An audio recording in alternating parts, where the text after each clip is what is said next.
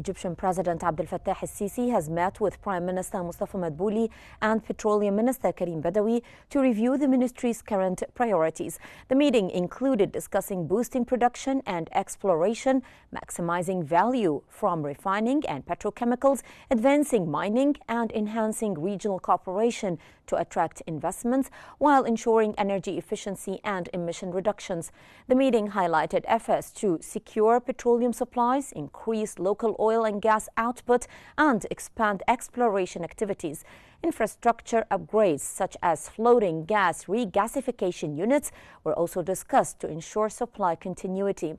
Collaboration with Cyprus to diversify gas sources and initiatives to develop mining into a dynamic economic sector were also reviewed.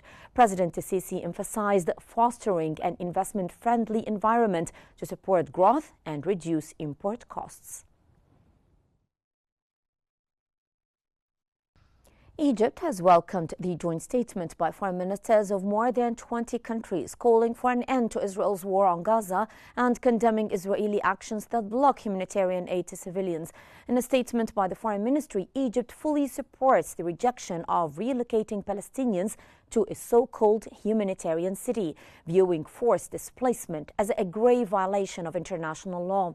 The statement's denunciation of Israel settlement expansion and settler violence in the West Bank was also praised. Egypt reaffirmed its ongoing efforts alongside Qatar and the U.S.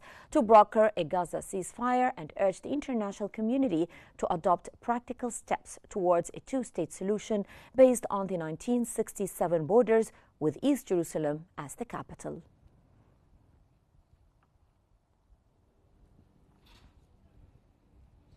Palestinians have gathered at the site of an Israeli tank shelling in western Gaza City that struck a tent housing displaced families.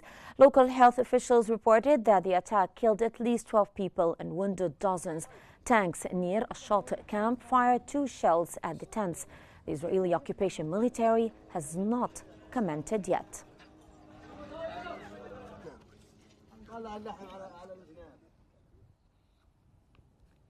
UN Secretary-General Antonio Guterres has expressed deep concern over the rapidly deteriorating humanitarian situation in Gaza, where vital lifelines sustaining the population are collapsing.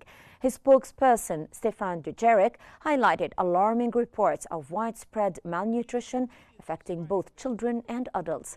Guterres emphasized Israel's responsibility to fully enable and facilitate humanitarian aid efforts by the UN and other organizations using all the available means.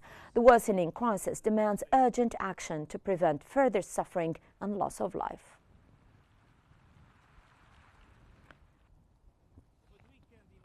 Meanwhile, the UN has warned of a worsening humanitarian crisis in Gaza, with a surge in malnutrition children admitted to Rantisi Children's Hospital amid severe shortages of food and medical supplies.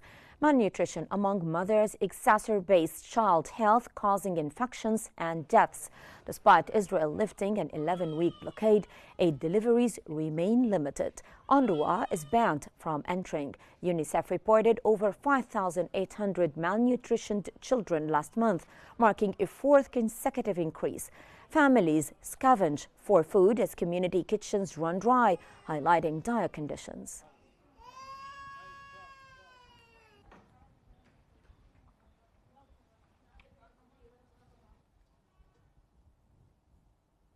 French Foreign Minister Jean-Noël Barrot has urged Israel to allow foreign journalists into besieged Gaza amid growing famine warnings after 21 months of conflict. Speaking from eastern Ukraine, Barrot called for free and independent press access to document Gaza's dire situation.